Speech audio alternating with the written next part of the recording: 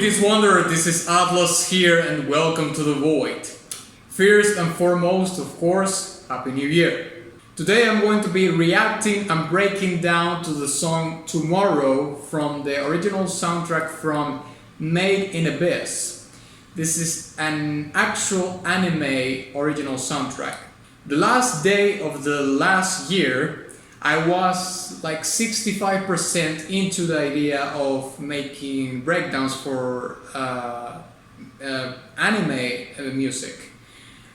But I wasn't quite there yet. But this very special request from Subscribestar just became like a catalyst for it. So I'm very happy that I'm going to be breaking down from now on anime original soundtracks. So the comment from this anonymous requester says, "Hey, liking your videos. I love it if you could take a look at the soundtrack for a show called Made in Abyss, especially the track Tomorrow." So thank you very much for the person that made the request of this, and of course, very much appreciate the support. So without further ado, onward. Okay. Tomorrow from Made in Abyss. Boom.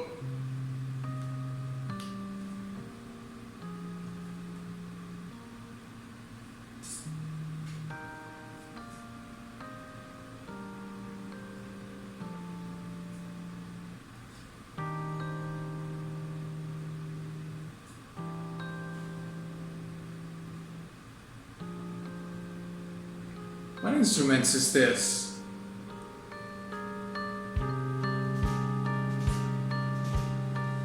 Is that a Glockenspiel?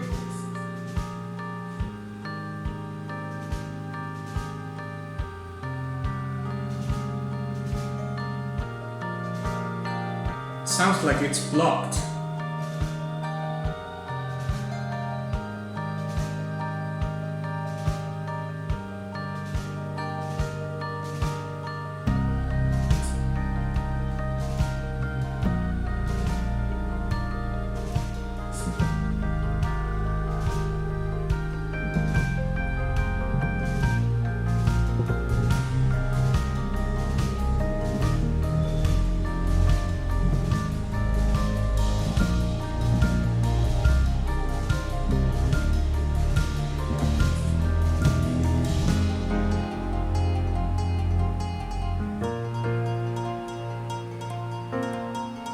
I really like the transition there.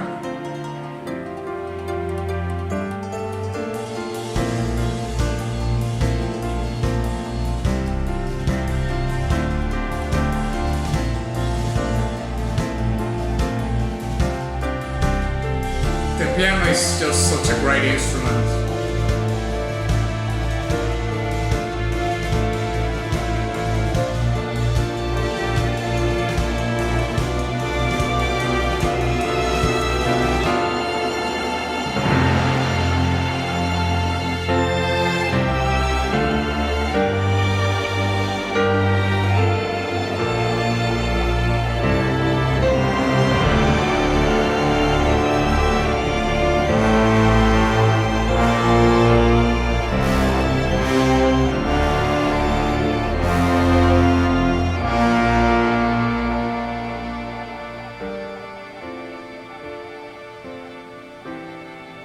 Those brass arrangements were really good.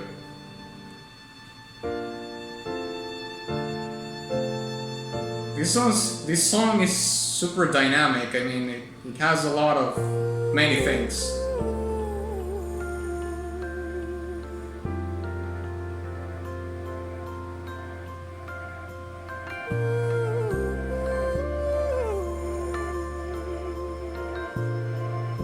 Great vocal performance.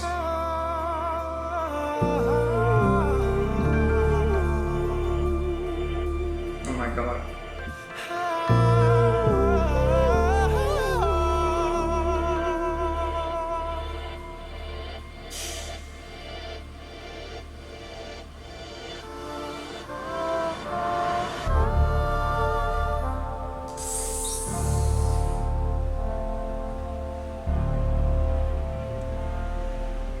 That harmony, the vocal harmony at the end.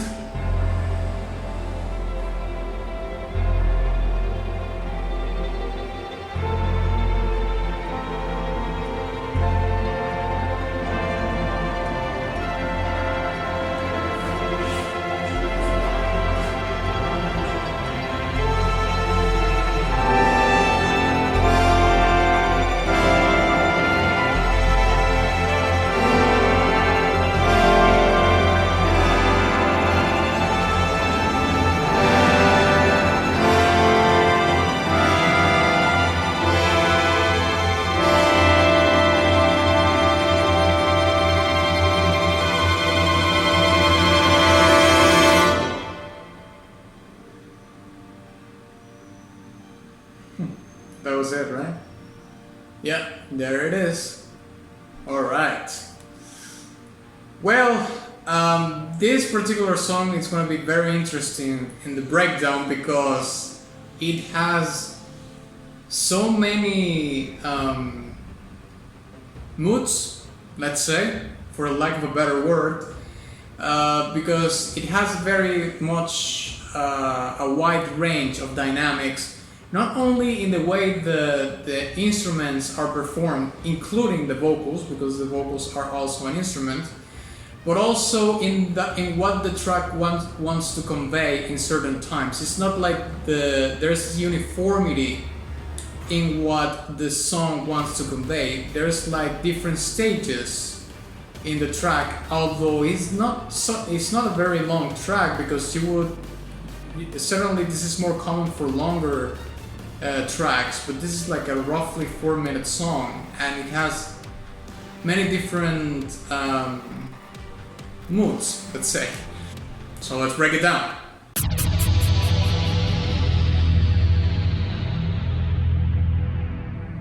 Okay, so the first thing that I think I'm going to be talking about is probably the first thing that I noticed about the track, which is the instrument that opens the song.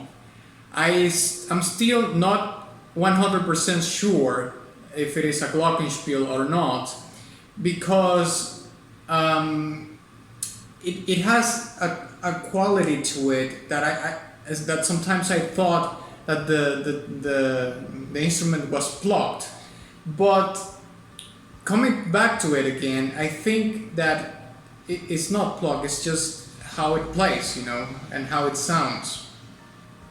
Another thing that I noticed was the Marshall drums. This song has this interesting arrangement in the percussion. Mainly, it is this Marshall thing that is going on in the snares. In the snare, apology, not snares. I mean, the song is a fusion of things that it would seem that they are not paired together, but at the same time, for some reason, it works. Wasn't necessarily on par with that same premise, let's say. Now let's talk a little bit about how good the mix and mastering of this track is, because there's a lot of the human touch in here. There's a lot of preserved dynamics, meaning that the song is not really very compressed, and you can hear the different intensities of the notes, the legato of the strings and the brass section. There's parts in which you can hear the vibration of the instrument just stopping because the musician is just muting the note, So those kind of details really enrich the not only the song, but are minute details that just add little by little to what the song wants to convey, because the song sounds very human.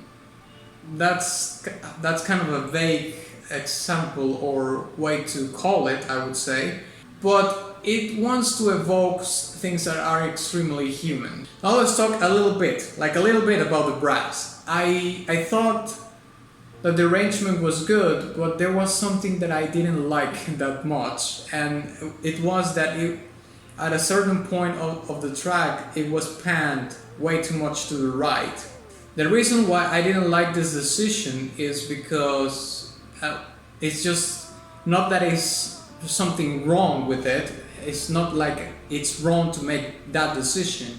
It's just that to my liking, to my preference, I prefer a music that in which the brass is more centered in the mix and not panned. Because what I like about the brass is that it gives the songs volume and meanness, like I've said in previous videos.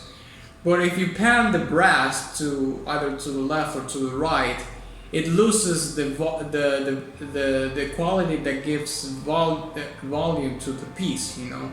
And maybe that's what the composer wanted to do with the song, but at the same time, I believe that if he left the brass in the center, it would have had, I don't know if effective is the right term to use, a more shock and awe.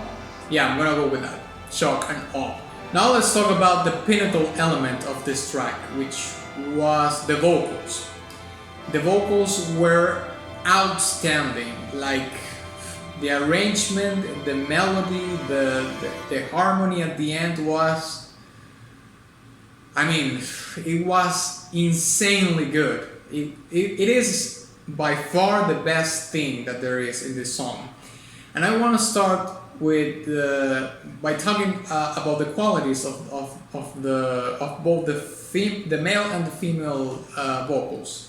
First of all, I want to say that the voice color of each singer complements each other so well. The performance of the vocals were insane, like specifically more importantly, the vibrato of the singers are so incredibly detailed, but at the same time they are not to the point that they are like perfect. It has this human unpredictability imbued into the vibrato that it makes it way more relatable. Also, I think most probably it was arranged this way, like the melodies that you hear in the vocals are previously arranged.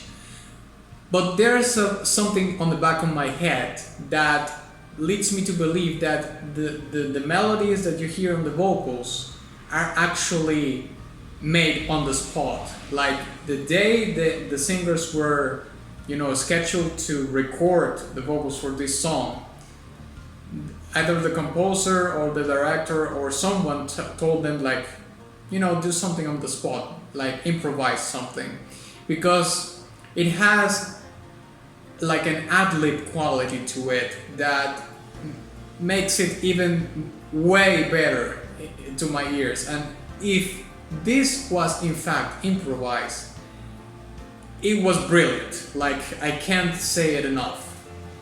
The other thing that I wanted to talk about the vocals is about the polarity of the voices.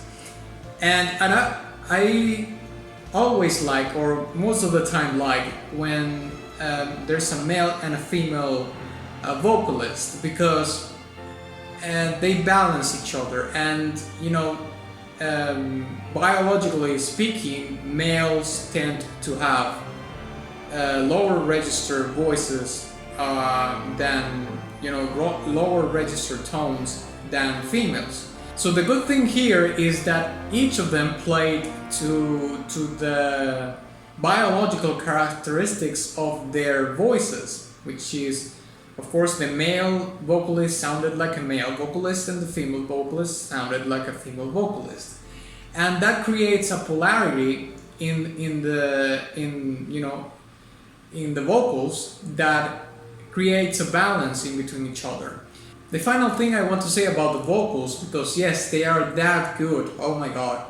I was trying to find a place on earth in which you could hear those vocals. So I came to the conclusion that it's something that you will have heard in Constantinople, or what you would call nowadays Istanbul in Turkey.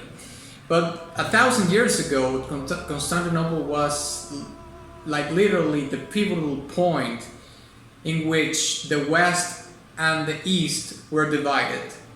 And the vocals just evoked that for me, like traveling back in time to that period of time. Or maybe even now, if you travel to Istanbul, that's still like a pivotal point in between the West and the East. I just want to point out that the vocals did so much for me that I traveled like to Constantinople 1,000 years ago or something. Now to end the commentary, I want to talk about, you know, the sections that there are in this song, because at the beginning the song starts with this vibe of nostalgic, this nostalgic vibe, but also of remembrance. It's like a character is either trying or is just remembering his past or her past, whatever it may be. And as the song goes on and it evolves, because it has that quality to it also that is you know, in now that I think of it, in contrast to other anime music, this particular song has an evolving quality to it, and there's nothing that you can pinpoint like this is the chorus, this is the bridge, this is the verse or anything like that. But also I don't know if this particular track is like the main theme of the anime. So if it is the main theme, it is quite unorthodox to have a main theme in this particular manner, but also kudos to it because it goes like, you know, like outside of the box. But like I was mentioning before, it evokes remembrance and you know, some just nostalgic vibe. But as the song progresses, it leads you to reflect on the present, you know, and specifically present struggles that you might have. But then the song continues to evolve. And at the end, it amounts to something. It continues to evolve, and all the orchestral elements are more prevalent, more present. However, the whole track has a quality that is certainly the quintessential quality that I would call in this particular track, which is unpredictability. Because for a fair amount of the track, I was like, I didn't know where the song was going. Like I couldn't predict anything that was going on. And that unpredictability actually, let's say, has its pinnacle at the end of the song, because the song ends in unresolved. It doesn't have a resolution at the end. So the song ends unresolved. It's unpredictable all the way. But it also has this very interesting journey since the beginning of remembrance, and then evolving into more of a reflecting of the present time, of the present struggles, and ends with we don't know what's gonna happen. It's actually kind of a reflection of how time is, isn't it? Like, we remember the past, we live in the present, of course, and we have those struggles. And the future is unresolved, unpredictable, unknown, and that's how I think this song ends. So yeah, I think I'm gonna give this track a very, very high silver badge. Yeah, a silver badge. I think the arrangements were very good, and the vocals, it's like, the vocals were majestic. But something that really turned me off was the brass. It was a stupid thing, to be honest. It's like the brass was panned to the right. And I know it's a very nitpicky thing from me, but to me it's like crushing to hear the brass just panned either left to the right. I like the brass to be on the center of the mix, so it can create that volume and that mass, you know, at the center, to make it more interesting and more of a shock and awe kind of thing.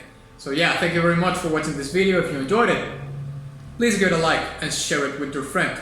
Also, please don't forget to visit my Patreon or Subscribestar in case you want to get your request to the top of the list, so you don't have to wait a long time for it to happen.